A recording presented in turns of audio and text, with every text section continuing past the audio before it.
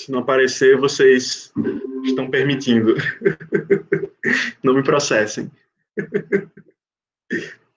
Bom, Atos 13, 36 é um pedaço desse discurso de Paulo, em que ele vai usar vários exemplos do Antigo Testamento para mostrar como Jesus era superior. E aí, como Paulo resume a vida de Davi? Ele resume da seguinte maneira: tendo, pois, Davi servido ao propósito de Deus em sua geração, adormeceu, foi sepultado com os seus antepassados e seu corpo se decompôs. É assim que Paulo resume a vida do rei Davi. Servido ao propósito de Deus em sua geração, adormeceu, foi sepultado com os seus antepassados e seu corpo se decompôs. E aí, no verso seguinte, ele vai dizer: com Jesus não aconteceu isso, porque o corpo de Jesus não se decompôs, não viu corrupção. Então, é um argumento que Paulo está usando para defender que Jesus é o Messias. Mas, meu ponto aqui não é isso exatamente que Paulo fez, né? Meu ponto aqui é como ele resume a vida de Davi. Quem era Davi? Né? O grande rei militar poderoso, em suas conquistas, em suas estratégias, o artista, né, o salmista, que tocava vários instrumentos, que compunha várias músicas, né, o pastor de ovelhas, tão talentoso, tão cuidadoso, enfim, esse era Davi. Né? Então, como é claro que Jesus é muito superior a Davi, esse era o ponto de Paulo aqui no contexto, mas o que eu quero destacar para vocês hoje, rapidamente, é que o apóstolo Paulo aqui no seu discurso ressalta três coisas importantes sobre a vida de Davi. A primeira delas é que Davi, apesar de ser um rei, ele foi um rei que serviu. Ele serviu, né? O rei que serviu. Então, apesar dele ter tantos dons e talentos, tanto poder, ele não ficou conhecido no Novo Testamento como um rei mandão, como rei autoritário, ou mesmo como rei talentoso, cheio de poder. Ele ficou conhecido como alguém que serviu. Alguém que serviu. Ele ficou conhecido pelo seu serviço. Né? Essa é a primeira coisa. Davi serviu. E a segunda coisa, que vem logo em seguida, é que ele serviu a sua geração, ele serviu em sua geração. Né? O que isso significa, né? O que isso significa? Dependendo da tradução aí, você vai encontrar, ele serviu em seu tempo, ele serviu na sua época, nos seus dias, ele serviu na sua geração. Significa que, desde o dia que ele nasceu até o dia que ele morreu, ele estava servindo as pessoas à sua volta, ele estava como pastor servindo, como músico servindo, como rei servindo, né? Na guerra ele estava servindo, no tempo de paz ele estava servindo, e ele não estava pensando no passado, ele não estava só pensando no futuro distante, ele estava preocupado em servir a sua geração, né? No hoje, no agora. E uma aplicação rápida desse ponto é que talvez você esteja na universidade pensando assim: quando eu me formar, eu sirvo. Mas o fato é que, se você está na universidade, lá é o ambiente onde você deve servir a sua geração. Né? Aquela geração, a sua geração pertence ao seu serviço. Né? A sua geração pertence a você. É responsabilidade sua, não das gerações passadas. Né? Então, Davi serviu a sua geração. E, segundo a vontade de Deus, ou segundo o propósito de Deus, ele serviu ao propósito de Deus em sua geração. Essa é a terceira coisa. Então, não adianta servir a sua geração ouvindo as vozes da sua cabeça, ou ouvindo e obedecendo as vozes do nosso tempo. ou talvez obedecendo o seu próprio plano para a sua vida. Davi serviu a sua geração segundo a vontade de Deus, segundo os propósitos de Deus. Então, esse era o diferencial de Davi, é assim que ele ficou conhecido, né? É assim que ele ficou eternizado nesse discurso de Paulo, né? E é claro que a vida dele apontava para Jesus. Paulo estava usando a vida de Davi só como um, um contrapeso aqui do argumento para exaltar Jesus, né? Porque o fato é que Davi, mesmo tendo servido na sua geração segundo a vontade de Deus, Davi morreu, né? Davi morreu. E ele foi sepultado junto com os seus antepassados e seu corpo, ele viu corrupção. E a Stephanie, que é de biologia, sabe bem que o corpo, quando morre, ele começa a entrar em estado de decomposição. E o que Paulo está dizendo é, ó, esse cara aí tão poderoso que serviu e que serviu a sua geração e que serviu segundo os propósitos de Deus, os micro-organismos também se alimentaram do corpo dele, a vida dele acabou e foi isso. A vida dele teve um fim também, né? E se a vida dele teve um fim, a nossa também tem. E se a nossa vida tem um fim, né, nós não vamos viver para sempre aqui com essas oportunidades de evangelismo que a gente tem, com essas oportunidades de serviço que a gente tem, elas não são para sempre, elas são apenas para a nossa geração enquanto a gente viver, né? E depois a gente vai morrer. Faz parte. Né? Faz parte. E como a gente quer ser conhecido? Né?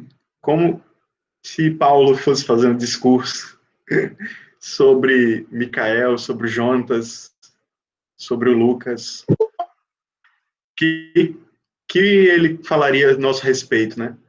O que ele falaria sobre a gente? Ele diria que a gente serviu a nossa geração segundo a vontade de Deus e depois morremos? Ou ele só falaria assim, eles viveram e morreram. Né? O que ele falaria a nosso respeito? O que ele falaria a seu respeito? Então, eu quero te inspirar com essa passagem bíblica logo no começo do nosso papo e queria que você compartilhasse aí no chat qual dessas três partes é mais difícil para você. Servir a geração ou segundo os propósitos de Deus? Qual você acha mais complicado? E por quê, né? E eu já queria agradecer por ter tanta gente aqui. Eu não esperava, porque grupos de WhatsApp são uma coisa, né? E a realidade é outra, às vezes, mas obrigado por estarem aqui, pelo interesse de vocês. Espero que hoje seja um tempo inspirador para todos vocês. É meu desejo. E vocês se apresentaram, e talvez alguns de vocês não nos conheçam, né? Meu nome é Lucas, eu tenho 24 anos, eu sou missionário com estudantes universitários há 2 anos e 2 meses, sou formado em teologia e quase formado em filosofia. E tu? Eu sou a Adriele, eu tenho 22 anos, eu sou estudante do BI e Humanidades, e eu vou precisar explicar o que é isso, mas é uma graduação ampla, então eu estudo várias áreas das humanidades, com foco em um assunto, em um tema, que no meu caso é estudos africanos. Então eu estudo isso, basicamente. Eu sou missionária da CRU, né, com estudantes universitários há 10 meses. É isso. E nós estamos noivos e vamos casar mês que vem.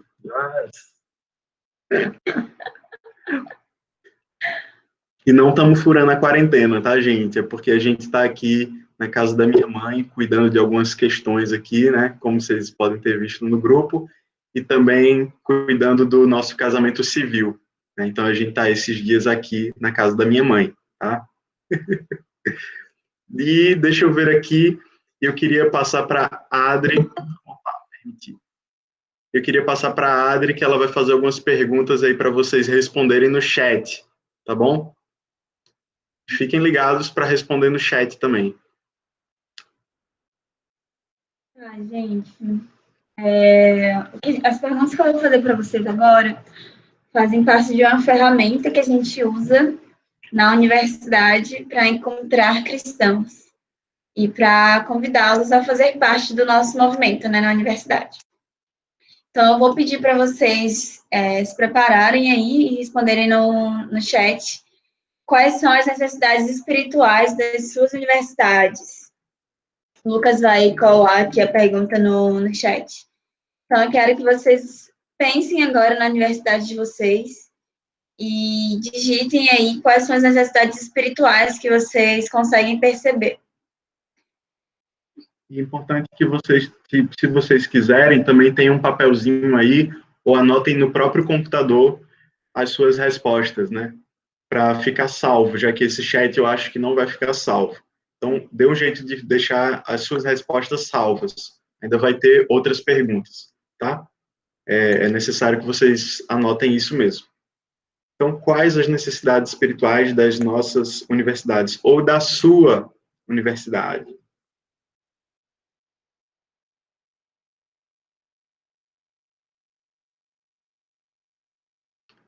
Estão escrevendo aí no chat? Não consigo ver, gente. Bora lá, gente. Aqui é o Enem. Escreve aí. Quais as necessidades espirituais das nossas universidades?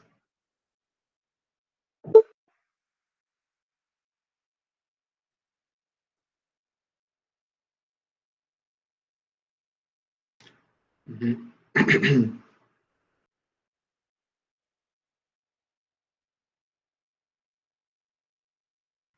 Show.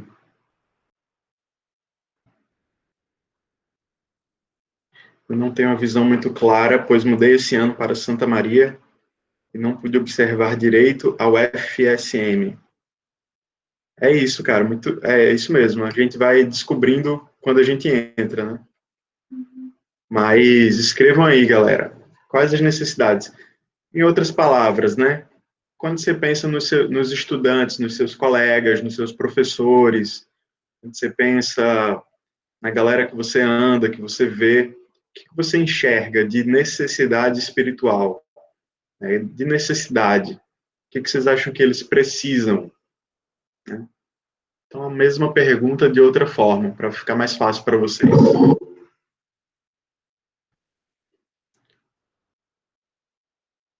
Quais as necessidades espirituais da sua universidade? Opa. Alane, as necessidades espirituais da minha universidade giram muito em torno da busca pelo sentido de sua existência, consolidação de suas identidades e corações muito cheios de dúvida sobre esses pontos. Felipe, acredito que o ambiente universitário por si só é um ambiente hostil ao cristianismo. João Gabriel, quando penso e vejo as pessoas de modo geral, é a busca pela identidade e propósito de vida. Bom, vou dar mais um minuto aí para vocês responderem, né? Para a gente ganhar tempo. Lê aí as demais. Ah, não? Acho que a necessidade é de cristãos que se levantem dispostos a mostrar o que é mesmo o Evangelho. Vejo muita gente falando muita coisa a respeito do Evangelho, precisamos apresentar o que é de fato o Evangelho. Nael. Nael é de Jesus, hein, gente? Até no nome. Creio que seja promover comunhão. A comunhão tem uma capacidade muito forte de achegar as pessoas.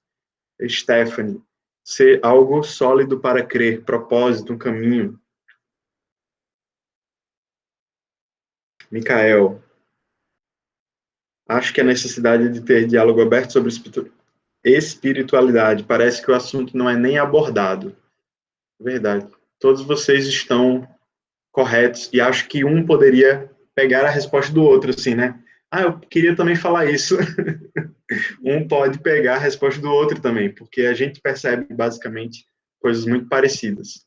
Se você não pode colocar no chat, escreve aí num papelzinho, tá? Giovana, eu concordo com todo mundo.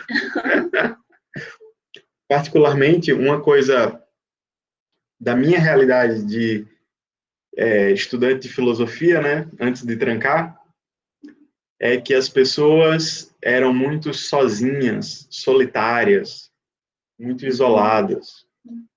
E aí o professor falava assim, eu vou passar um trabalho em grupo, né? Quase a sala inteira perguntava, pode fazer individual? As pessoas são muito sozinhas, né? Solitárias. Claro que trabalho em grupo às vezes é chato, né? Mas, na verdade, era porque você não tinha muitos amigos, muitas panelinhas de amigos assim na sala. Então, por isso tinha muito, muito isso. Eu sentia isso, que era uma necessidade espiritual também, né? De relacionamento. Mas vamos para a próxima pergunta? Deixa eu ver se tem alguma resposta. O Jonatas, eu mudei de faculdade há pouco tempo, estou conhecendo a galera. Conheci algumas pessoas com a rixa sobre a palavra evangelho e missão. É um tabu falar sobre isso no meio, concordo com todos. Show. Vamos para a próxima pergunta? Bom, gente, a próxima pergunta, agora que vocês já falaram, né? Quais são as necessidades espirituais do seu campus? Agora eu quero que vocês pensem e escrevam qual é a sua visão para a sua universidade e o que você quer ver acontecendo no seu campus, né? Com as pessoas que estão com você. Então, se a resposta a maioria foi busca por sentido, né? Senso de identidade. Como você quer que essas pessoas se sintam? Como você quer ver essas pessoas, o comportamento dessas pessoas? Podem digitando aí. Qual a sua visão? O que você quer ver acontecer no seu campus?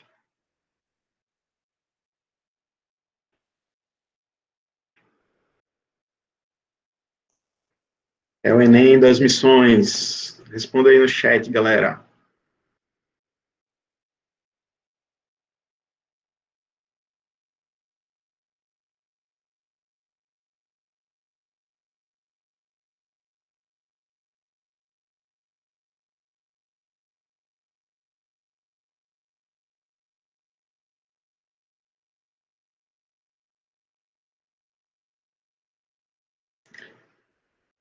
Seja bem-vinda, Lícia.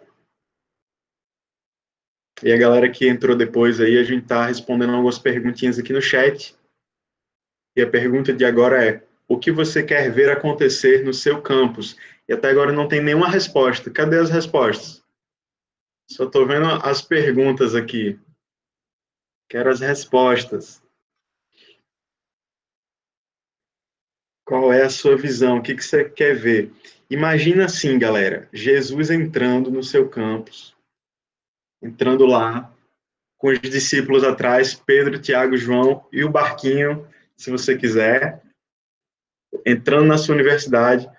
O que você acha que eles fariam? O que você acha que eles deveriam fazer assim? Jesus, começa mudando aqui, começa mudando ali. Então, o que é isso? O que você quer ver acontecer no seu campus, entendeu? O que você quer que Jesus faça no seu campus? É isso. Vamos ler as respostas.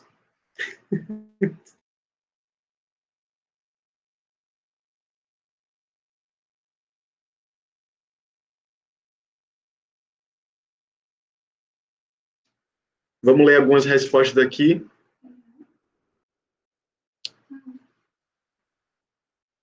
Aqui. Queria que meus colegas conhecessem a Cristo e encontrassem nele seu maior prazer. Queria e já estou tentando, junto com a colega, uma forma de aplicarmos estudos bíblicos para tentar mudar a mentalidade das pessoas, até mesmo cristãs. A Ruth, transformação. Eita, transformação de vidas através do Evangelho. Eu espero ver que pessoas conheçam Cristo revelado. Tá a resposta mais comum, porém, mais que isso, acho que pessoas curadas. Muito bom. Mateus, minha universidade será alcançada, pois, por ter um acesso muito restrito, é raro ter evangelismo. Alane, tenho muito desejo que as pessoas da minha universidade tenham acesso ao evangelho do modo verdadeiro e não apenas de acordo com opiniões já formadas. Micael, Cris falou aqui, transformar as relações sejam mais empáticas. Outro nível, né, gente? A pessoa que está em outra graduação já fala diferente, né? Já fala diferenciado. Bom, muito bom, galera. Boas as respostas. Achei poucas respostas ainda, mas vou entender que vocês estão respondendo em espírito. O Nael falou, eu queria que pudéssemos nos aproximar mais das pessoas, criar vínculos independente de religião. A universidade é dura para se estar sozinho. Lhe dá um abraço, Nael. Vou quebrar a quarentena, vou lhe dar um abraço. Micael, no meu contexto, engenharia, os estudantes tratam a vida como uma empresa. Isso sempre implode. Pois é, olha aí, cara. Tem uma corporação, né? Com horário, com regra, com muito. Acho que a vida é mais do que isso. É bom, né? Ter alguns limites, ter algumas regras, mas isso é verdade. Nas humanas é o exato contrário, né? A vida é uma família, é uma tranquilidade, né? Que também dá ruim, né? Então você tem que moderar aí essas duas coisas. Deixa eu ver se tem mais respostas aqui. Douglas Pereira, cara, eu quero ver meus colegas de turma reconhecendo que Jesus é que vai restaurar a sociedade. A galera é bem firme em relação às lutas sociais, então quem dera eles conhecessem Jesus e confiassem que ele vai ordenar esse caos todo quando ele voltar. No meu contexto, os colegas só querem saber falar de Marx. Você pode Eu te apresentar... entendo, Lucas. Ah, eu também. Você pode tentar falar para eles de... Nossa, eu ia fazer uma piada muito ruim. Do Marcos, né? O Evangelho de Marcos. Não, né? Foi horrível, né? O Evangelho segundo Marcos. Enfim. Ai, gente, muito boas respostas. Agora a gente vai ler 2 versículos. Então, vou pedir para vocês irem abrindo aí, em Mateus 28, do 18 ao 20. E depois a gente vai ler 2 Timóteo 2, versículos 1 e 2.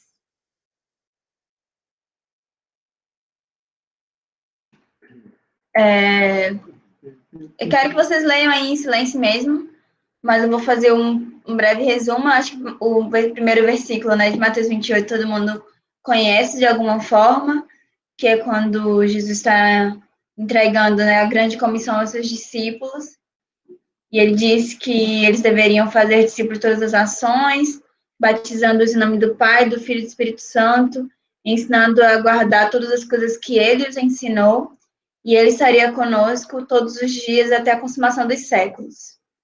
E o segundo versículo é 2 Timóteo 2, versículo 1 e 2, que é quando Paulo, a última carta, né, que Paulo escreve antes de morrer para Timóteo, e ele começa dizendo para Timóteo ser forte na graça que há em Cristo Jesus.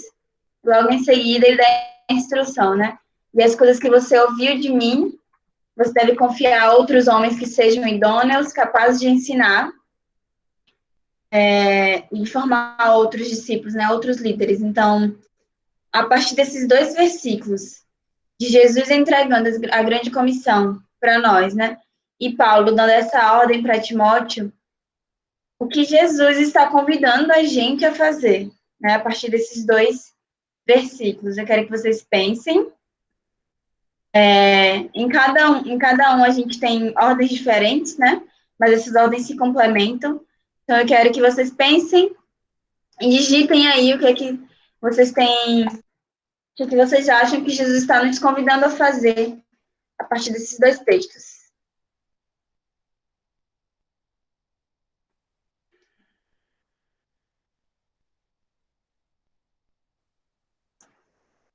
Então Jesus aproximou-se deles e disse: Foi-me dada toda a autoridade no céu e na terra. Portanto, vão e façam discípulos de todas as nações, batizando-os em nome do Pai, do Filho e do Espírito Santo, ensinando-os a obedecer a tudo que eu lhes ordenei, e eu estarei sempre com vocês até o fim dos tempos. Portanto, você, meu filho, fortifique-se na graça que há em Cristo Jesus. E as coisas que me ouviu dizer na presença de muitas testemunhas, confie a homens fiéis, que sejam também capazes de ensinar a outros.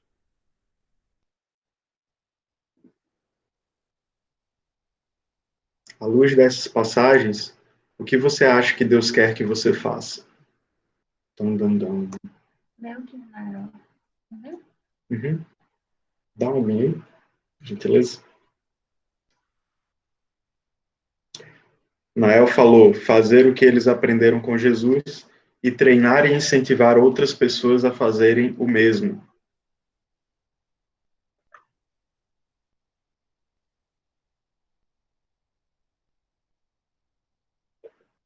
Gabriela Macedo.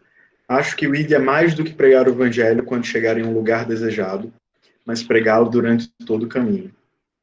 Porque temos oportunidades no dia a dia, mas precisamos pedir que Deus abra nossos olhos e que saibamos aproveitá-las.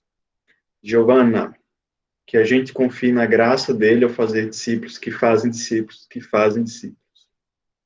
Larissa, um convite para continuarmos a missão do próprio Cristo. Felipe Herculano, fazer discípulos de Cristo. Muito bom, galera. Boas respostas. Caramba, velho. No SISU aqui das missões, vocês tiraram nota boa, viu? Todo mundo tá muito inspirado, assim. Muito bom. Douglas Pereira. O conhecer, ouvir o que ele tem a dizer, confiar nele e fazer o que devo fazer. O que devo fazer, saberei, conforme me relaciono profundamente com ele. Micael. Fazer discípulos e passar a mensagem a pessoas fiéis que passarão a mensagem. Perfeito. Perfeito. Bom, galera, e essa é a definição que nós trabalhamos na organização que a gente trabalha, né, no Nordeste especialmente, mas que tem em todo o Brasil, que é a Cru Campus. Essa é a definição que vocês falaram, é a definição de movimento espiritual. Né? Movimento espiritual, vou até colocar no chat aqui depois para vocês, mas o movimento espiritual nas universidades, né, ou em qualquer lugar, é Deus trabalhando. Primeiro começa com Deus trabalhando através de uma equipe de discípulos, né, que se juntam, que se associam em um só coração para ganhar, edificar e enviar, ajudando no cumprimento da grande comissão no poder do Espírito Santo. Essa é uma definição um pouco grande, né, mas eu vou escrever aqui para vocês. O movimento espiritual é Deus trabalhando por meio de uma equipe de discípulos que se associam num só coração para ganhar, edificar e enviar o poder do Espírito para o cumprimento da grande comissão. Acho que eu decorei, mas se eu não decorei, se eu não decorar, eu sou demitido. O movimento espiritual é Deus trabalhando por meio de uma equipe de discípulos que se associam num só coração, não é numa só denominação, é num só coração, para ganhar, ou seja, evangelismo, fazer discípulos, edificar e enviar, ou seja, treinar outros para fazerem o mesmo. No poder do Espírito, já que é Deus trabalhando, né? Para o cumprimento da grande comissão que a gente leu. Então, tudo isso que vocês falaram, por exemplo, cadê o chat? Aqui. Tudo isso que vocês falaram, aqui, ó, um convite para lançar a rede. A grande comissão não é o ID, mas o fazer discípulos, né? E assim por diante, está na nossa definição que a gente vive nas universidades que a gente trabalha, desde a época de estudante. Desde a época de estudante que a gente é voluntário desse movimento e vive isso na prática nas nossas universidades. E eu queria, nessa ideia também, lançar um desafio aqui para vocês. Um desafio aqui para vocês. Mais um. Agora a gente está muito teórico, a gente está muito, sabe, pregação, assim, muito prova do Enem. Agora a gente vai começar a fazer a mão na massa, né? Então, eu tenho dois desafios para vocês. Dois desafios para vocês. Primeiro desafio, está aí no chat. Queria que o Nael lesse aí o que eu acabei de colocar no chat.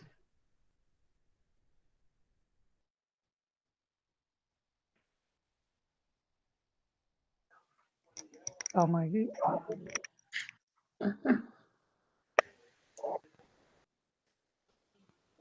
Agora, desafio. Escreva o nome de 3 não cristãos da cidade com quem você poderia compartilhar o evangelho. Isso. Você vai escrever no chat, nem precisa ser no chat, escreva aí na sua casa mesmo, no seu celular, no caderninho. Se quiser colocar no chat, tudo bem também. Escreva o nome de 3 não cristãos da sua universidade com quem você poderia compartilhar o evangelho. Bom, vocês falaram que tem uma necessidade na sua universidade, tem uma visão, você tem uma visão, você quer ver coisas acontecendo. A gente leu textos bíblicos, né, nos mandando fazer várias coisas, e vocês mesmos colocaram aqui no chat o que você acha que Deus quer que você faça. Muitos de vocês colocaram pregar o evangelho, fazer discípulos, então agora a gente quer dar oportunidade da prática de vocês. Escreva então o nome de 3 não cristãos da sua universidade com quem você poderia compartilhar o evangelho. A gente vai dar 1 minuto para vocês fazerem aí. Se você já fez, dá um joinha aí.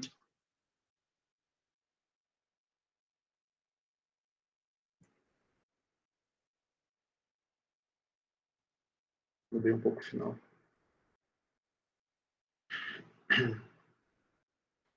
Show! Oi, Stephanie.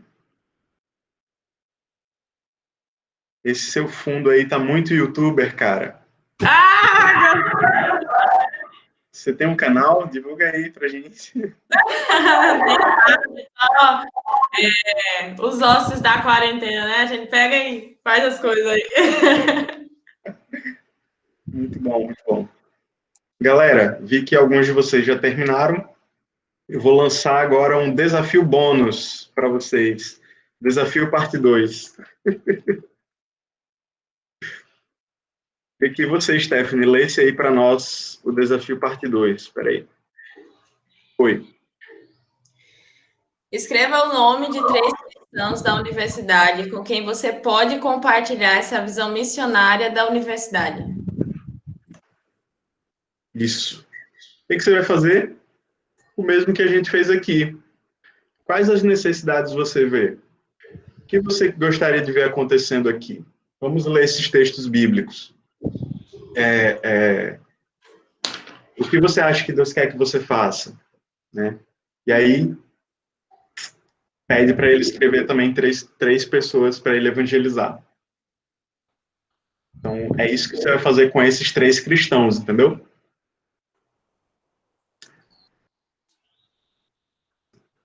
Por que isso, Lucas?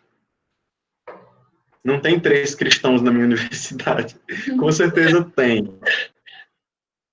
Tem sim. No Brasil tem, pelo menos. Outros países talvez não tenha, mas no Brasil tem. Mas por que isso? Porque vocês mesmos falaram aqui, né? Também convidar outros a fazer o mesmo. Né? Então, se você está aqui, a gente precisa ampliar essa nossa visão missionária para mais pessoas, para que mais pessoas tenham acesso a essa visão missionária para a universidade. Beleza? Então, 3 cristãos, só 3, mas você pode falar para 300. Quem sabe você pode abrir uma videochamada como essa, como eu estou fazendo aqui, né? E apresentar essa visão para mais pessoas. Bom, todo mundo já fez? Manda um joinha aí no chat.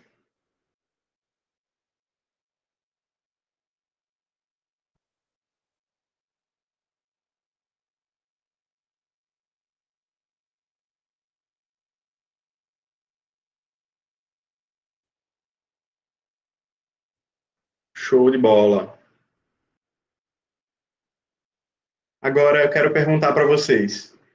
E aí vocês podem abrir o áudio, mas assim, com cuidado, senão a gente passa até amanhã aqui, né?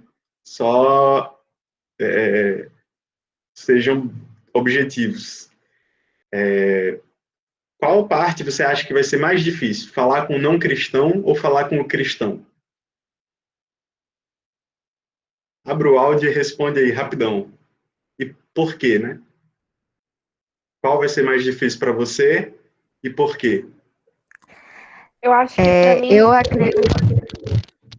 Pode falar, Alane.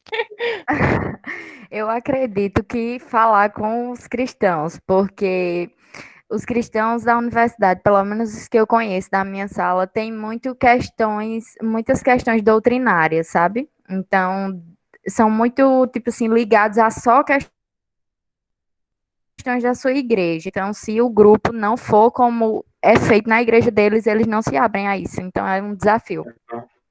Entendi. Obrigado, Alane. Giovana. Para mim, eu acho que o desafio é o contrário. Eu acho muito confortável a gente estar com cristão e conversar com cristão sobre missões, mas expor o evangelho para pessoas não cristãs é sempre um desafio. Você não sabe como ela vai reagir, se vai virar a cara, se vai perder a amizade. Acho que para mim ia ser muito mais um desafio. Obrigado, Giovana. Alguém mais quer falar ou se sentiram contemplados pelas respostas das coleguinhas? Eu acho que, no meu caso, assim, essas duas pessoas, as pessoas que eu pensei, na verdade, essas três, na verdade, uma é possível que seja um pouco mais difícil que a professor, né? Mas muitas vezes eu me pego falando com professores, enfim. Essas duas outras pessoas eu meio que já falei sobre Jesus e tal, mas é um processo de levar isso adiante. E talvez um pouco de falar com os cristãos, não por eles serem de difícil acesso, mas porque ali no FSM a gente tem o Farol, né? Então, que é o que eu pretendo fazer parte, mais ativo, assim, e ali tem muitos cristãos que já fazem parte desse processo ali. Então, não me veio alguém, necessariamente, que não... Até veio uma ou outra pessoa ali, mas que eu não tenho certeza se está fazendo parte ou não do grupo. Massa. Alguém mais quer falar? Eu acho que realmente é com os cristãos, porque, assim, a gente percebe que muitos, às vezes, acham que não estão preparados para fazer tal coisa, né? A gente, às vezes eu já tentei, na verdade, com alguns colegas lá da faculdade, e é um pouco complicado, que não, a gente tem que começar assim, eu meio que deu um norte para a gente fazer, e aconteceu que, por eles, assim, eles acabam sentindo um pouco de medo, né, para ir além.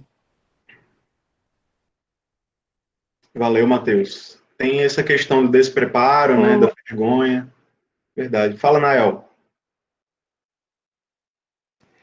Eu acho que, para mim, o mais difícil é com as pessoas, na universidade, no campo universitário, as pessoas que não foram evangélicas ainda, porque elas já têm uma mente bem formada, bem formulada, acerca, né, de muitas coisas. Então, para a gente alcançar essas pessoas, eu acho que é mais trabalhoso. É possível, mas é trabalhoso, né, para a gente conseguir colocar Cristo na mente delas. Em relação aos cristãos, eu vejo que é mais fácil, pelo menos para mim, porque eu sempre gosto de encorajar, de incentivar pessoas a fazerem algo para o reino. Valeu, Nael. Muito boa resposta. Pode falar. Gente, acho que a Cris vai falar. Aí eu já ia parar o que eu ia falar. Não, eu também com não cristão, porque, assim, eu já tentei, eu acho que às vezes, sempre tentar a identificação, só que eu tenho um problema com a identificação da vida do não cristão, e muitas vezes, quando eu falo alguma coisa sobre o evangelho, a pessoa acaba se fechando, tipo, mudando de assunto, entrando, enfim, acaba eu acabo tentando entrar de algum modo e a pessoa se afasta e se fecha. Para mim é muito mais difícil falar com o não cristão por eu ter uma falta de identificação com o estilo de vida, com a maneira de falar, com, sei lá, assunto em comum. Nossa, para mim é muito difícil. Para não cristão, para crente, acho que é mais fácil de falar mesmo. Até porque muitas vezes com crente eu fico pensando, o plano ideológico, né? Vamos fazer assim, vamos orar desse jeito, vamos fazer desse jeito. Acaba que eu sou muito mais, talvez eu tenha mais abertura com o plano ideológico do que com o plano prático. Isso é uma falha totalmente minha e realmente eu tenho essa dificuldade de falar com não cristãos. Uhum. Muito legal. Eu acho que para falar com cristãos, né, a gente vai encontrar mesmo cristãos que são muito denominacionais, né, que fazem muita questão de fazer parte de algo que seja na sua denominação, mas a gente precisa seguir o conselho que Paulo dá a Timóteo. Paulo pede para que Timóteo confie a palavra apenas para os idôneos e para aqueles que são capazes de ensinar. A gente vai encontrar pessoas na universidade que não vão preencher essas características, a gente não vai poder perder nosso tempo com elas, a gente precisa encontrar as pessoas que estejam dentro desse parâmetro, né? E, no fundo, todo mundo aqui já foi uma pessoa que teve medo de evangelizar, já teve medo de abordar pessoas. Quando eu evangelizei pela primeira vez, eu nunca tinha feito isso na minha vida, apenas tinha me entregado, assim, um folheto das 4 leis e falaram, aborde fulano de tal e apresente isso aqui para ela. Eu nunca tinha feito isso na minha vida. Então, a gente passa por isso mesmo, a gente tem que aprender, né? A gente aprende. Na CRU eu aprendi a evangelizar pessoas, a encontrar pontos de conexão, né? E a conversar com outros cristãos e apresentando o ministério, né? A falar com outros cristãos. As pessoas têm medo mesmo, eu acho que a gente, às vezes, pensa muito que a universidade é um ambiente muito hostil para a gente, mas, na verdade, conversar com outras pessoas que não são cristãs ou com cristãos é mais fácil do que a gente imagina.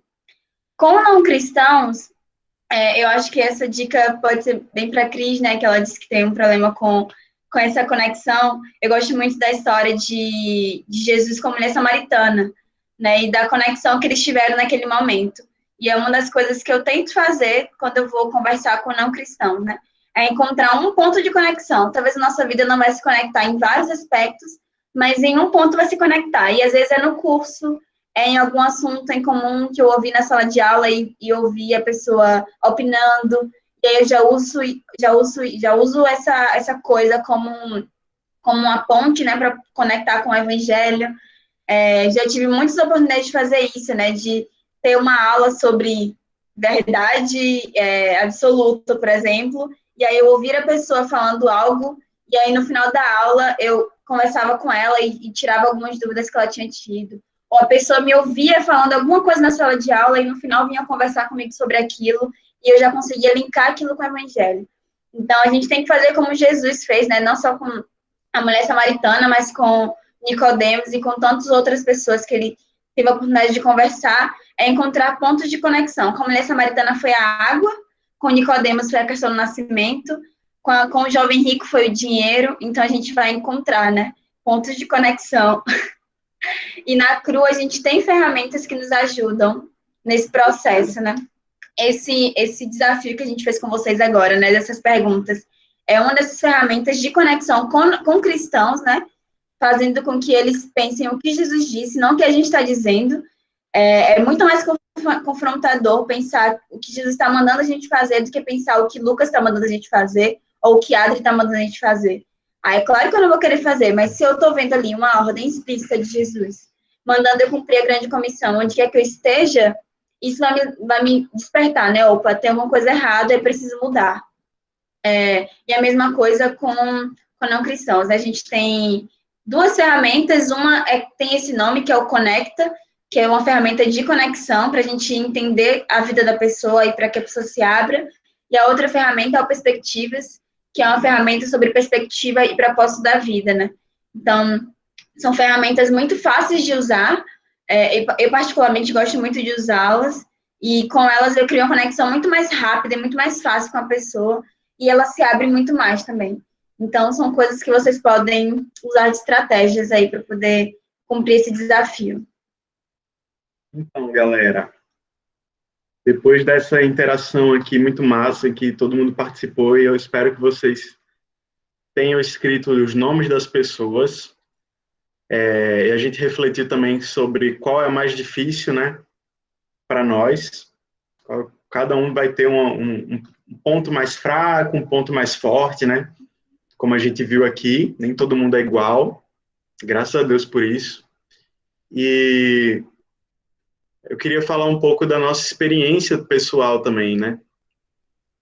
Com esse ministério que a gente trabalha hoje, mas a gente conheceu quando éramos estudantes, né?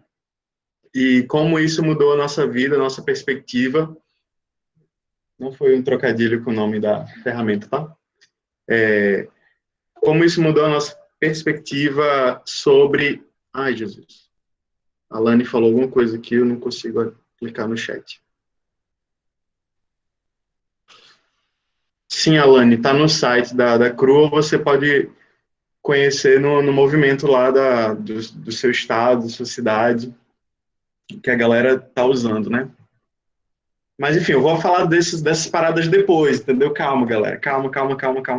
Não vamos botar as carroças à frente dos bois, isso. Calma. Nem ia falar de ferramenta agora, mas tudo bem. Oi? Sem a água da mulher samaritana. Bom, uma coisa que é importante é que lá nas épocas remotas de 2010, quando eu já era um cristão assim de igreja e tal, mas não tinha um relacionamento muito pessoal com Jesus mesmo, e não queria obedecê-lo com minha vontade, né, com minha vida mesmo, não tinha entregado minha vida para Cristo. Um grupo de cristãos da minha escola, inclusive o Micael, que está ali com a Cris, também fizeram parte, né? Jotec. Esse grupo me convidou para um encontro, né, de estudantes também, e eu fui no ano de 2010. Meu Deus, vai fazer 10 anos. E esse encontro mudou minha vida, tanto no sentido da própria conversão mesmo ao Senhor, né? Como no sentido do meu propósito e do meu chamado. Porque logo depois eu comecei a me envolver com esse ministério de estudantes, ainda no ensino médio. Depois que eu passei para o ensino superior, eu migrei, digamos assim, de um ministério com estudantes no ensino médio para um ministério com estudantes na universidade, né? Que no caso chamava Alfa e Ômega, né? Na época que eu entrei em 2013, depois mudou de nome para CRU Campus. Mas, na verdade, sempre se chamou CRU Campus, assim, o Ministério Global, né? Sempre teve esse nome. O Brasil era o único país do mundo que chamava Alfa e Ômega. Não sei por quê. A gente adora botar esses nomes de crente nas coisas, né? Mercadinho El Shaddai. Então, assim, aí depois mudou para se adequar à organização global, aí virou CRU Campus, que vem de cruzada, estudantil, e por aí vai, né? Vocês não precisam saber a história toda agora. Mas, enfim. E aí, em 2015, eu fui para um congresso que mudou minha vida de novo, né? Foi o Solo Uno. Eu estou aqui com a camisa dele, não, brincadeira, não é dele, é do congresso seguinte. Eu não tenho mais a camisa do Solo Uno, ela estragou de tanto que eu usei. Mas... e lá Deus me chamou especialmente para ser um missionário. Eu já estava terminando o seminário de teologia, e aí o tempo foi passando e Deus foi me direcionando para ser missionário com estudantes, né, com a CRU. E foi muito legal esse processo todo, e agora eu sou missionário da CRU há 2 anos, e muitas vezes, né, o nosso papel é esse que a gente está fazendo aqui, conhecer novas pessoas, despertar novas pessoas, né? Criar ferramentas para que mais pessoas escutem e ouçam o Evangelho. Essas ferramentas que a Adri citou e que a Lani perguntou foram criadas e desenvolvidas por missionários, né? Ou essa que a gente usou aqui, essa dinâmica da nossa reunião foi criada por um grupo de missionários. Então, missionário não lidera o movimento lá dos estudantes. O movimento é liderado pelos estudantes, né? Por exemplo, está aí a Gersina, de Pernambuco, ela lidera o movimento lá na UFPE, né? Em Recife, no Recife, desculpa. E Micael, tem uma lei, cara, falando que é para falar no Recife, tem uma lei municipal lá, é sério. Mas a Gersina não é do Recife, ela não vai brigar comigo. Mas, enfim. O missionário da CRU com estudantes não lidera o movimento na universidade, quem lidera são os estudantes. E a gente trabalha no background, nos bastidores, né? Desenvolvendo esses estudantes, desenvolvendo a liderança desses estudantes. Porque, gente, vamos lá, o Brasil tem, no momento, quase 10 milhões de estudantes. Tem 10 milhões de estudantes, né, universitários. E tem quantos missionários? Vou falar pela CRU, né? Eu não sei as outras organizações que trabalham com isso, a BU, etc. A CRU tem aí uns 60 missionários, por aí. Hã? Da CRU Campus? Pronto, 80. 80 missionários, sendo generoso, para cobrir 10 milhões de estudantes. Então não dá, entendeu? A gente não tem missionários em todas as universidades, mas a gente tem estudantes em todas as universidades. Isso é um fato, é a quarta lei de Newton. Temos estudantes em todas as universidades. E temos crentes em todas as universidades. Então, o que o missionário faz? Ele vai cuidar de meia dúzia de universidades, né, ou mais, de 7 a 20 universidades por missionário. Ele vai se virar nos 30 para cuidar dessas universidades, para desenvolver liderança desses estudantes e assim alcançar pessoas, né? Então, isso é que é ser missionário com estudantes. Se você sempre quis saber, como eu divulguei no meu Twitter, no meu Instagram, a galera fala de missionários na África, missionários na Ásia, missionários com estudantes fazem várias coisas, evangelizam no campus e treinam estudantes para fazer isso, discipulam estudantes e treinam estudantes para fazer isso. Né, Nael? Por exemplo, estou fazendo isso com o Nael, é um dos caras que está no meu PG no momento. Eu estou discipulando esse grupo, mas eu não quero só discipular esse grupo. Eu quero pensar neles para que eles discipulem outros também, né? Para que aí façam novos grupos dentro das suas universidades, enfim. Então, é basicamente isso que o missionário faz. Eu queria que você falasse um pouco da sua experiência também, como você parou aqui como missionária. Eu conheci o movimento em 2016, por causa de uma amiga que eu tinha conhecido em 2015 em um congresso. E aí eu fui para esse evento, foi um evento assim de comunhão, então eu conheci a galera, e na época não tinha muitas amizades cristãs, né? Então isso me atraiu logo, assim, eu percebi que eram cristãos verdadeiros reunidos, né? Eu não fazia ideia do que tinha por trás, não fazia ideia de que eram estudantes universitários. Até que no mês seguinte, eu fui para um outro evento, que foi um evento de evangelismo, e que eu não sabia que era evento de evangelismo. Aí me entregaram um folheto de 4 leis e falaram assim, aborde aquele grupo de pessoas ali. Aí eu fiquei assim, ué, gente, mas como eu vou fazer isso? Não, é só você pegar isso aqui e ler com a pessoa. E aí eu fui, foi a minha primeira experiência de evangelismo. E aí eu fui ficando. Acabei me envolvendo muito enquanto voluntária, eu trabalhei em muitas áreas dentro do movimento. Eu fui da mídia, eu fui da equipe de oração, além de... Eu fui treinada, né, a evangelizar, então eu pude treinar outras pessoas, eu fui discipulada, então eu pude discipular outras meninas. Até que em 2018 eu fui para o meu primeiro projeto missionário na Venezuela, e foi lá onde Deus me chamou para trabalhar com estudantes universitários com a CRU Campus.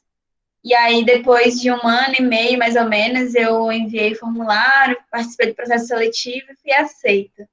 Então, foi basicamente assim que eu cheguei onde eu estou hoje. Para mim é um privilégio muito grande trabalhar com estudantes universitários, apesar de não gostar muito do ambiente da universidade, porque o meu curso é de humanas, assim, ao extremo. Então, o nome do meu curso é Humanidades. E aí acaba que o ambiente da universidade ele é muito, muito pesado, muito tóxico. Mas, como o Lucas falou no início, né? Se nós estamos na universidade hoje, é porque essa é a vontade de Deus para a gente agora. A Elizabeth Elliot, que é uma autora que eu gosto muito, fala muito disso. O que você está fazendo agora é a vontade de Deus para a sua vida agora.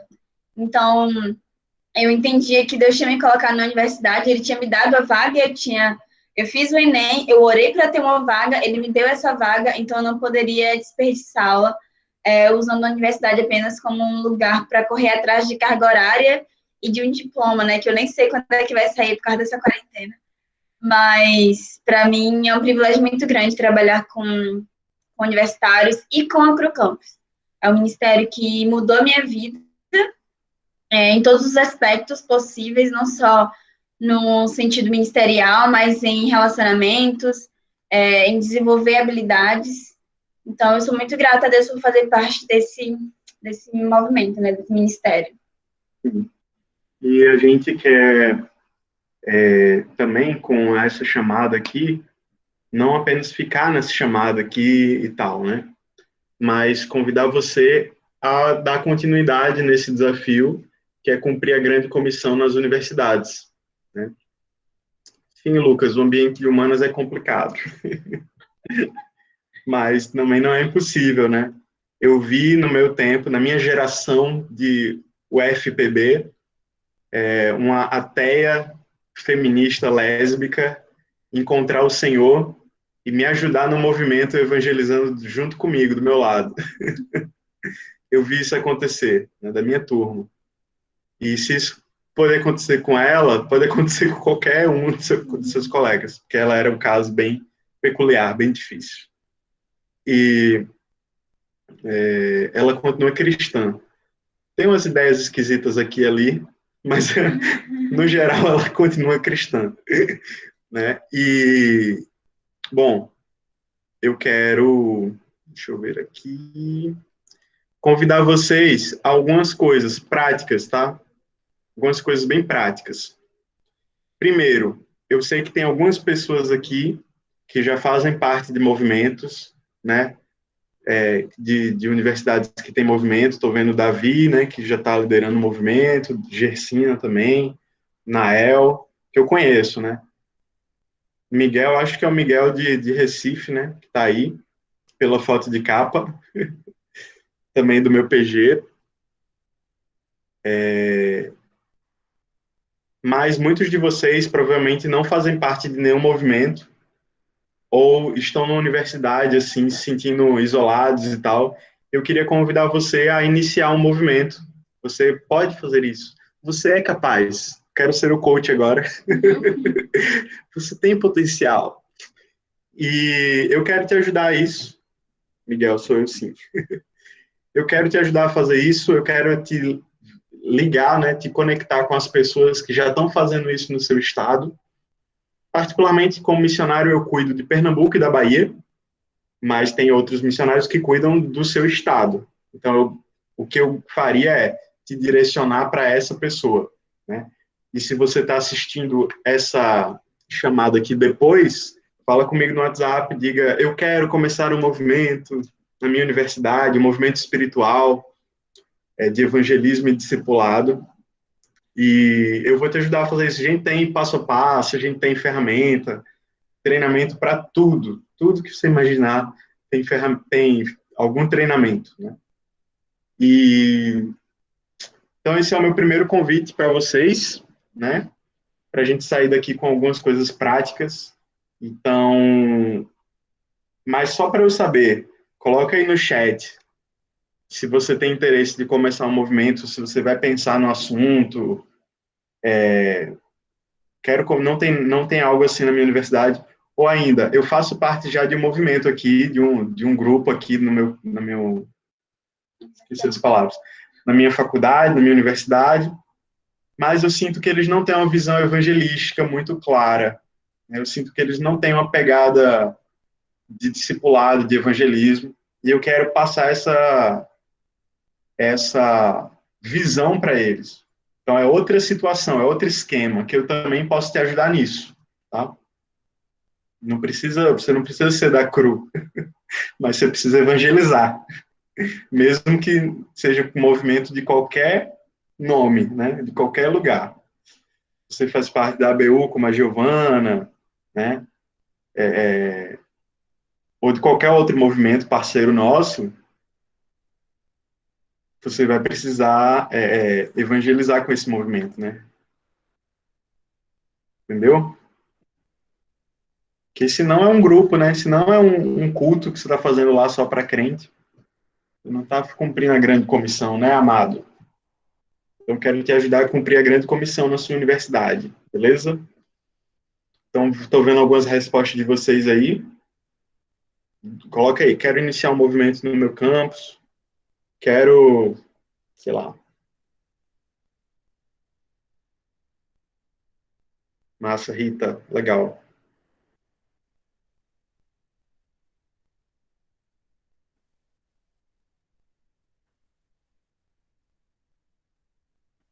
O que você quer fazer depois agora?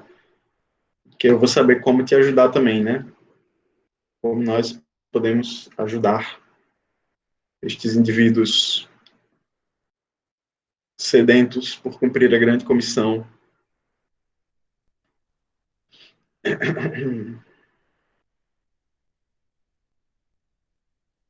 Só um parênteses aqui. Sabia que a reforma protestante começou pela universidade, né? Lutero era professor universitário. Sabia que o avivamento, o primeiro grande despertamento, né, com os Wesley na Inglaterra, começou com a universidade. Sabia que as missões na Índia começaram com a universidade, né? Na Universidade de Hales. O movimento pietista começou com a universidade, né? Na Alemanha. O primeiro grande envio transcultural começou com a universidade, movimento estudantil voluntário. Depois vocês procuram aí, né? Então, grandes avivamentos,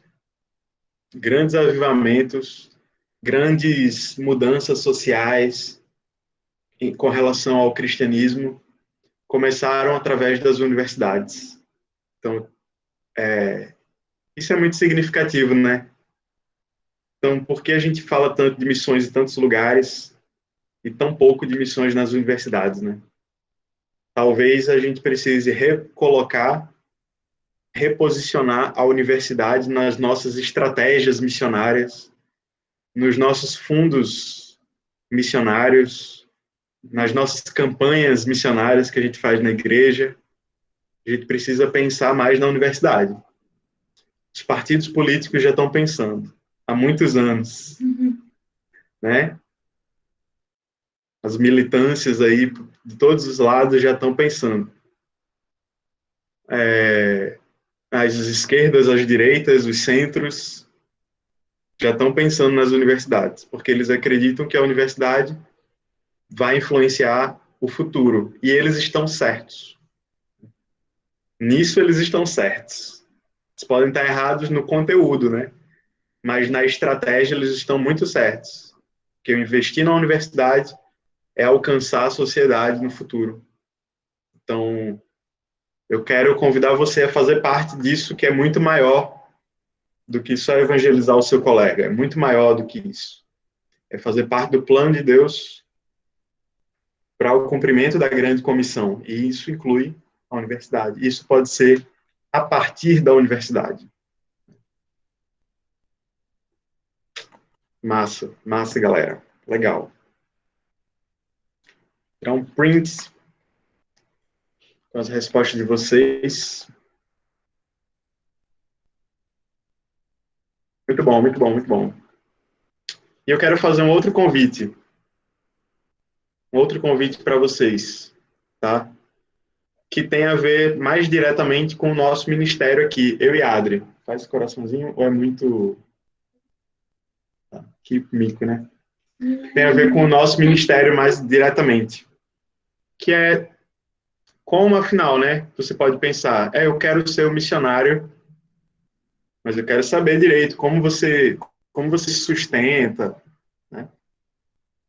como funciona isso? Se você quer ser um missionário também, mais ou menos como a gente faz na nossa vida, no nosso dia a dia, missionário de carreira, né? Claro que alguns vão dizer, todos somos missionários, né? E é verdade, em um sentido, todo mundo é missionário, porque todo mundo tem uma missão, todo mundo vive uma missão, mas alguns vão escolher isso como uma carreira profissional, né? E aí talvez você... não, aí eu já não quero, não. Porque é muito arriscado, né? Muitas coisas passam pela cabeça, minha mãe não vai deixar, meu pai não vai deixar. Então, a gente encarou essa em obediência a Deus. Isso não nos faz melhores do que aqueles que optam pelo mercado de trabalho por serem missionários com seu trabalho normal, mas a gente foi chamado por Deus para trabalhar com outra coisa, né? Com outro tipo de estratégia. Imagina uma guerra, né? Então, todo mundo está lutando essa guerra, mas alguns vão ficar em posições estratégicas, outros vão ficar em outras posições estratégicas. A gente está num lugar bastante estratégico para mobilizar muitas pessoas para cumprir a grande comissão, e vocês também. Todo mundo é chamado por Deus para essa missão, sendo que a gente foi chamado para a missão de tempo integral, né, missão de carreira, e muitos de vocês podem ter sido chamados também. Não tenham medo se vocês foram chamados para isso. Não é um bicho de 7 cabeças. É um bicho de uma cabeça. Mas geralmente é a nossa própria cabeça. Desculpa aí minhas piadas, foi mal. Olha, amor, licença, parece que a casa do João Gabriel continua aqui na casa do Nael, né? Porque a parede é a mesma cor. Parece que eles estão juntos. Enfim, galera, desculpa de novo. Parece mesmo, vocês vão ver no print depois se eu tô certo. E aí eu quero dar algumas dicas para você. Eu quero ser um missionário de tempo integral. O que eu faço? Primeiro, você precisa se preparar, né? Preparar o seu coração e preparar as suas habilidades mesmo. Você tem que ir para um projeto, conhecer como é, ser treinado por aquela organização que você quer fazer parte, conversar com outros missionários, né? Então, o preparo é isso. No caso da CRU, você não vai precisar de um seminário teológico, você vai precisar cumprir 12 cadeiras só do seminário, né? 12 disciplinas do seminário. Não tudo. Só 12 que são tipo um curso básico, né? Não precisa do treinamento completo, mas você precisa de um desenvolvimento. Assim que você entra num desenvolvimento também. E aí você é treinado, porque missões é isso, gente. Você está trabalhando com uma sociedade que é muito complexa, com um campo missionário que é extremamente complexo. Você pode encontrar de tudo lá dentro. Então, existe essa necessidade do preparo. Por outro lado, você também vai precisar de parceiros. Então, o que são preparo e parceiros? O que são parceiros? Missões não se faz sozinho, né? Você vai precisar de pessoas orando por você, você vai precisar de pessoas dando grana para você ser missionário, né? Dando grana para você ser missionário. Basicamente, essa é a ideia. Porque pessoas que vão acreditar no seu ministério, acreditar no que Deus está fazendo nas universidades e vão pegar uma parte do que Deus tem dado a elas e obedecer a Deus, né, investindo na grande comissão através da sua vida. Né? E é exatamente isso. Né? Então, o Lucas Souza perguntou, é mais um chamado ou uma escolha ser missionário integral? Cara, eu acredito que é as duas coisas, né? Quer falar um pouco sobre isso? Bom, eu acho que o chamado, ele não vai ser uma coisa sobrenatural em todos os casos, né? No nosso caso, não foi. A gente descobriu nosso chamado se envolvendo com isso. A gente foi para projetos, a gente via como era o dia a dia do missionário com estudantes universitários, então é importante que você vá para um projeto no foco missionário que você quer. Se você quer ser missionário, se você sente que Deus está direcionando você para ser missionário transcultural, né? Por exemplo, com muçulmanos, você não vai fazer missões com indígenas, por exemplo. São realidades muito diferentes. Se Deus está chamando para ser missionário com militares nos Estados Unidos, você não pode ir para um projeto missionário com estudantes universitários. Então, você precisa, primeiro, pedir para que Deus te dê direcionamento em relação a qual povo, né, qual povo você quer atingir. Se vai ser o povo universitário, se vai ser o povo muçulmano, se vai ser os indígenas. Acho que a primeira coisa que você tem que definir é isso. Como está todo mundo na universidade, acaba que os universitários é o nosso primeiro campo missionário, né? E é na universidade que a gente descobre para onde a gente vai. Então, a gente tem amigos que hoje conheceram a CRU na universidade, mas hoje se sentem direcionados para serem missionários na África, por exemplo, no caso de uma amiga próxima nossa. Mas foi na universidade que ela descobriu o chamado missionário dela, se envolvendo com projetos e comissões na universidade. Então, além de ser esse tipo de chamado, né, um chamado ordinário, como foi de Neemias, a partir da necessidade, também é uma decisão, porque Deus pode chamar e você não querer ir fazer outra coisa. Ele não vai colocar uma arma na sua cabeça e te forçar a ser missionário. Você vai precisar decidir também. Você vai precisar pensar, pesar as possibilidades, tomar uma decisão.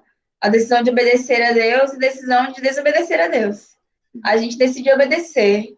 E isso não significa que a gente abriu mão de várias oportunidades, né? A gente pode continuar fazendo outras coisas e ser missionários, como é o meu caso, por exemplo. Eu tenho vontade, eu estudo, né, estudos africanos e tal, então eu tenho vontade de me especializar mais nisso, fazer o mestrado, e me dedicar mesmo a isso. Então eu consigo ser missionária e fazer isso. Lucas é missionário em tempo integral, então por enquanto é só isso, né? Mas a gente decide obedecer a Deus, dedicar a nossa vida para isso. Então, uma forma de você descobrir isso é se envolvendo mesmo, se jogando. Eu fui para muitas coisas no meu tempo de voluntária, além de servir nas universidades. Além da Venezuela, eu fui para congressos, fui para expedições de curto prazo. Então, você só vai descobrir isso se jogando. Então, além de ser um chamado, né, de Deus colocar no seu coração esse desejo, vai ser também uma decisão sua em obedecer a Deus ou não. O Lucas também perguntou, melhor o seminário ou entrar para a academia? Faculdade com professores com pensamentos bem diferentes. Cara, eu defendo, eu concordo com a ideia da CRU, que cada missionário deve ser formado na universidade, né? Deve ter um curso superior, né? Você só pode ser missionário da CRU se você tiver um curso superior. Não necessariamente a teologia, né? Mas aí você vai ter que estudar aquelas 12 disciplinas de teologia. Então, é bem equilibrado, né? Porque, cara, você vai ser missionário com universitários, então você vai ter que passar por aquilo também, né?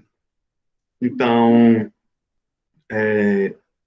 esse ano eu vou fazer o Enem, eu vou voltar a estudar filosofia para me terminar, né? Eu parei no 6º período, mas eu já tenho uma graduação, tá, gente? Porque minha primeira graduação foi teologia.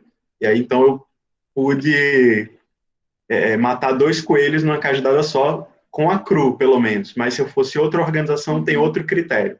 Mas em termos de preparo, eu concordo com a ideia da CRU. Você precisa tanto de uma formação acadêmica, quanto de uma formação, pelo menos básica, de teologia, né? Para você poder compreender a Bíblia de uma forma mais profunda, né?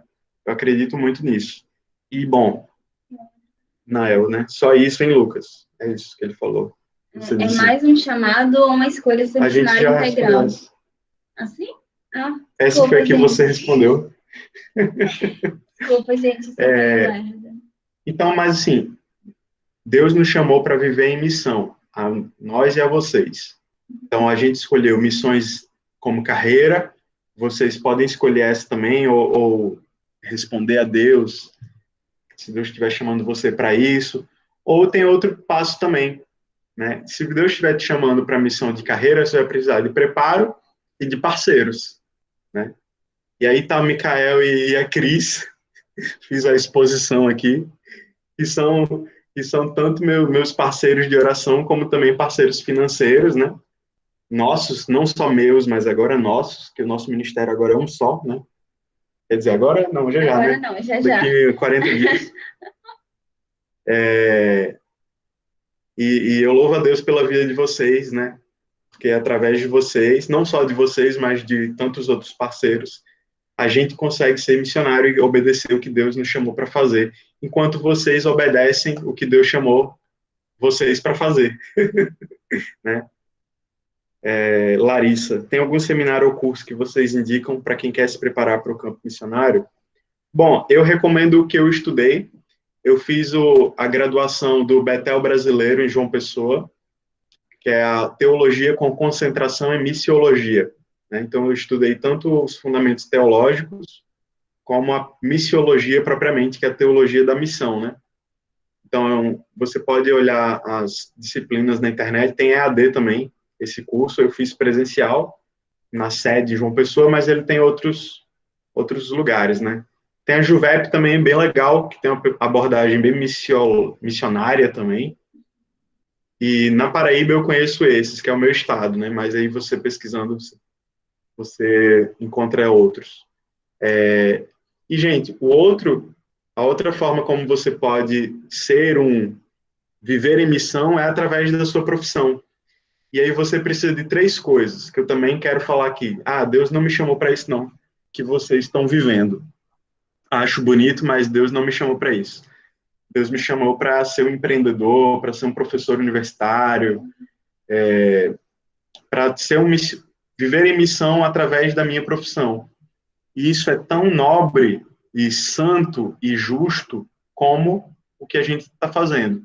Nós não somos melhores porque somos missionários de tempo integral, né? E outras pessoas não são melhores porque são missionários no seu trabalho. Cada um obedece a Deus naquilo em que foi chamado, né?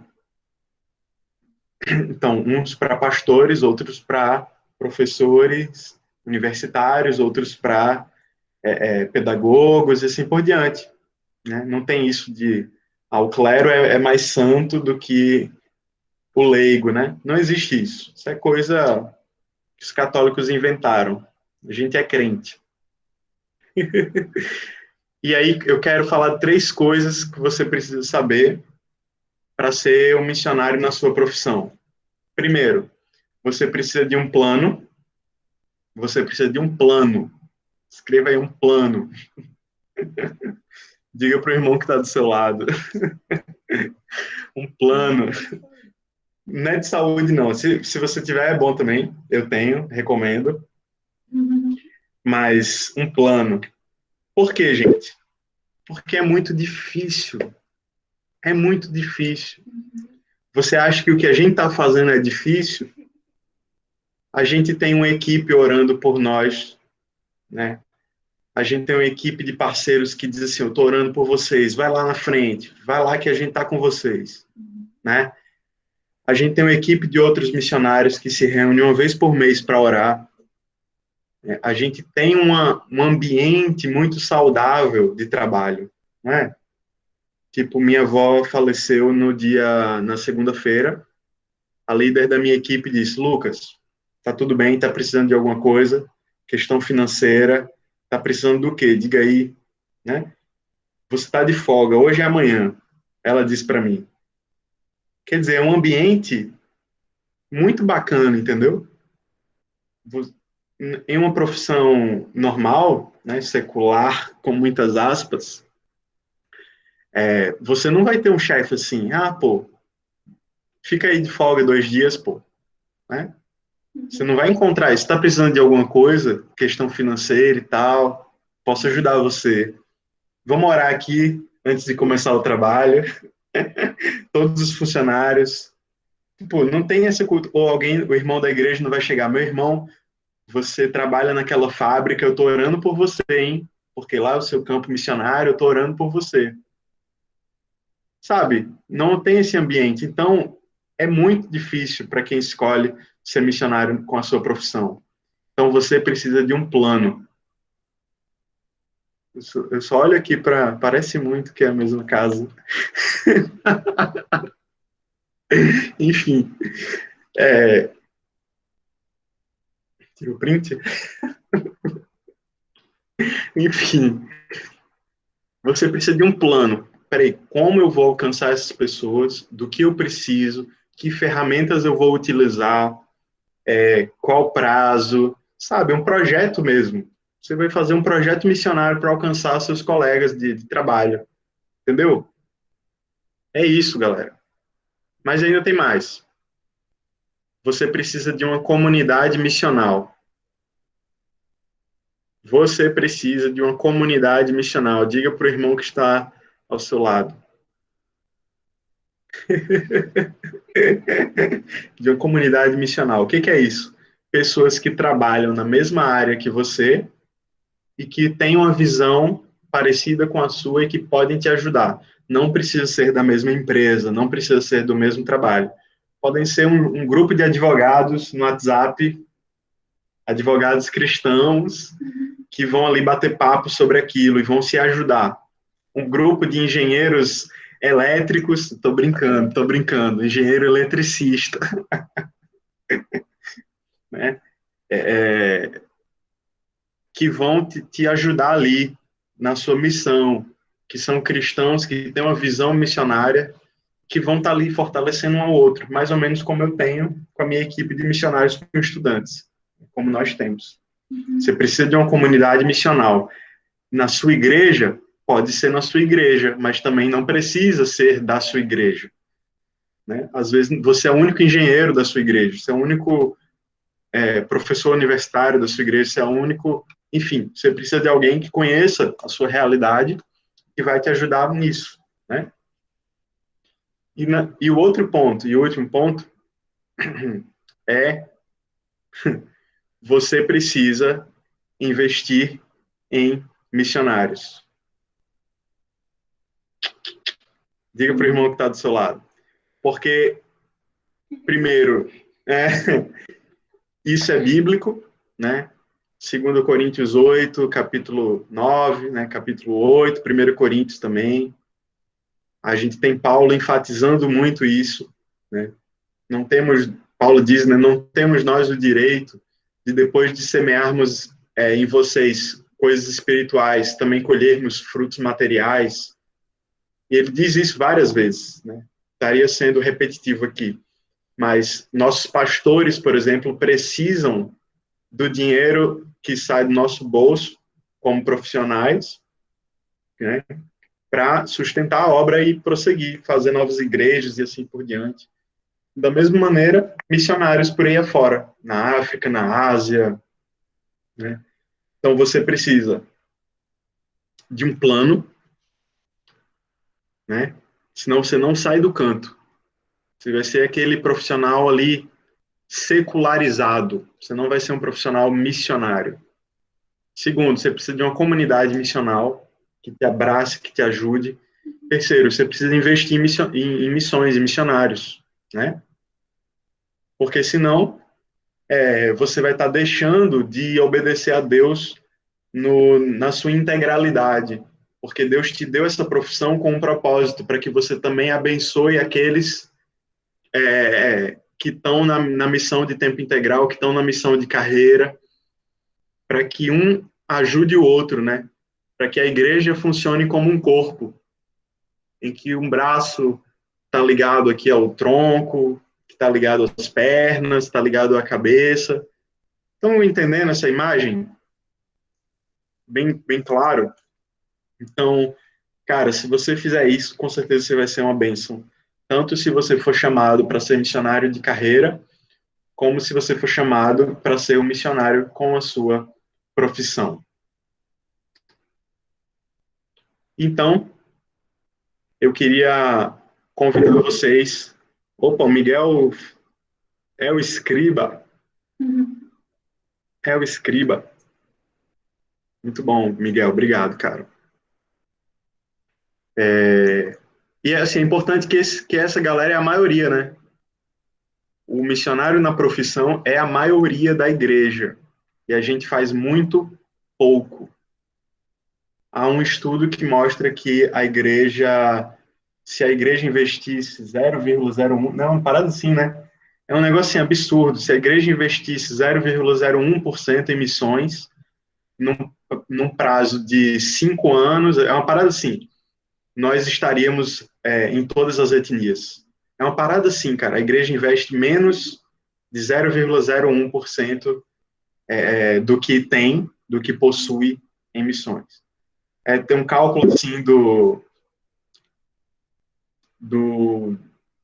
a gente ouviu na palestra do Lidório, não foi na Consciência Cristã? Eu não sei exatamente os números, tá, gente? Peço desculpas, mas é uma parada assim, a igreja investe muito pouco. Tem muito e investe muito pouco em missões. Então tem milhares e milhares de etnias, milhares e milhares de universitários, milhares e milhares de línguas ainda sem presença missionária, né? E a igreja ainda não investe. Então a igreja precisa ouvir isso para nossa vergonha e para nosso desafio pessoal, né, também. Né? Então, o convite que eu tenho para vocês aqui, já encerrando, é o seguinte. Eu e a Adri aqui, nós dois, parece a fusão, né? Estamos desenvolvendo a nossa equipe de parceiros ministeriais. Porque, como eu falei, para ser missionário precisa de preparo e de parceiros. E nessa jornada, a gente terminou perdendo alguns parceiros, né? Por variadas razões. Perda de emprego, perda de salvação, não, tô brincando. Mas, tô brincando, gente. Assim, por várias razões mesmo que a gente entende, né? Mas a gente perdeu parceiros. De modo que agora a Adri conseguiu, no final de maio, chegar a 100% do orçamento dela. Yes, conseguiu obter um número de parceiros para conseguir trabalhar com 100% do alvo financeiro dela. E eu estou aqui, ó, com 70% do meu orçamento. Estou vivendo, assim, bem, porque a pandemia a gente está gastando menos, mas a pandemia vai passar e eu vou casar e eu preciso chegar a 100% também para meu ministério ir de vento em popa e eu poder trabalhar no máximo do meu potencial, né? Basicamente essa é a ideia. E poder cumprir a grande comissão. Então, é um alvo financeiro para o meu ministério pessoal. Eu estou com 70%. Isso é uma coisa boa, né? Eu estou com 70%. E é uma coisa assim, eu poderia estar com 100% também e poder trabalhar muito melhor, né? Muito mais despreocupado. E então eu quero convidar vocês também a fazer parte da nossa equipe de parceiros ministeriais, que agora, Micael, é uma equipe só, não mais 2 equipes isoladas, agora vai ser uma equipe só. E assim abençoar o nosso ministério e a nossa família que está começando agora. Então, você não precisa ser rico para começar a investir em missões, né? Você só precisa querer obedecer a Deus também com o que você tem, e Ele vai suprir os recursos para isso. Então, particularmente, a gente tem um alvo, né, que agora já está menor, né, porque a gente já está conseguindo novos parceiros, que agora está em R$850, mais ou menos, mensais. Eu quero levantar esse valor até o final desse mês. Então, 850 dá o quê? 10 parceiros ofertando 85, 20 parceiros ofertando R$40 e um pouquinho, né, mensalmente. Então, eu quero convidar você também, que está aí ouviu a gente até agora, a pensar sobre isso, né? Eu quero investir em missões com estudantes universitários. Eu não conhecia esse campo, eu não conhecia essa oportunidade, mas agora eu sei que é possível, né? Então, eu convidei você a iniciar um movimento também na sua universidade. Eu quero convidar você a nos abençoar, sendo um dos nossos parceiros ministeriais, e assim nos ajudar a alcançar essa visão para alcançar aí mais ou menos 1 milhão de estudantes universitários no Nordeste, né? É bastante. Então, é isso, fica o convite. Eu queria tirar mais dúvidas de vocês também, tá? Se vocês têm dúvidas sobre tudo que a gente falou até agora. Podem abrir o áudio aí e tirar dúvidas. Dizer se querem ser nossos parceiros, se vão pensar, se vão orar, se vão fazer nada, também pode falar. Se podem para outras pessoas também. A gente tem várias coisas que vocês podem fazer também. Explica um pouco sobre essa questão do missionário profissional, para entender um pouco. Tipo, ele recebe alguma ajuda por parte da igreja, ele precisa ter algum parceiro. Fala um pouco sobre isso, por favor. Valeu, Matheus, pela pergunta, cara. Então, o missionário com a sua profissão, ele não precisa de parceiros, né? Porque parceiros financeiros, eu tô falando, porque ele já tem o salário dele ali. A gente crê que Deus está abençoando ele através do salário, né? Que ele recebe via profissão. Né? Vem de Deus, todo sustento vem de Deus, mas aí Deus usa diferentes meios, né? Então, Deus está abençoando ele financeiramente através da profissão dele, ele não precisa levantar sustento, ele não precisa fazer isso. Né? Ele vai precisar se organizar de acordo com o que ele tem ali. Né?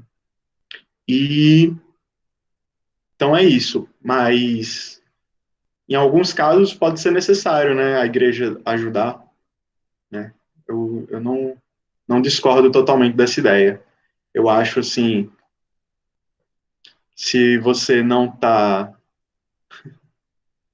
se você não pode ajudar a sua igreja, você tem que avaliar que talvez a igreja precise ajudar você, né? Talvez seja esse o caso, da igreja ajudar você, se você não pode ajudar a sua igreja. Mas às vezes algumas igrejas botam pressão, né, cara?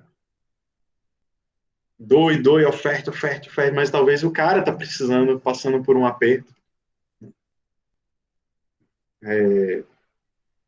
Então, mas assim, eu acredito que através da profissão Deus pode sustentar financeiramente, né? E na CRU a gente tem missionários assim, que são missionários associados.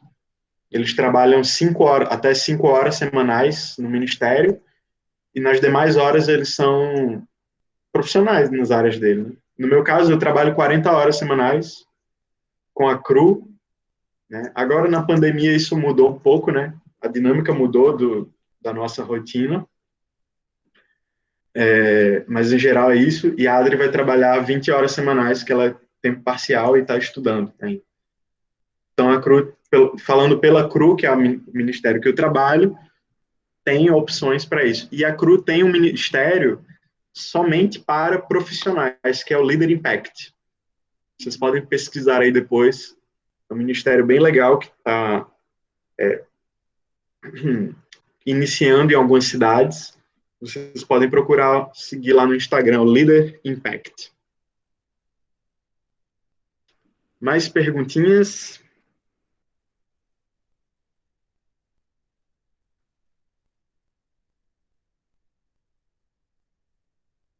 Não? Quem não está com câmera aí, abre a câmera aí, vamos tirar uma foto final. E para a gente encerrar nosso tempo. Espero que tenham gostado. Pode interromper a gravação.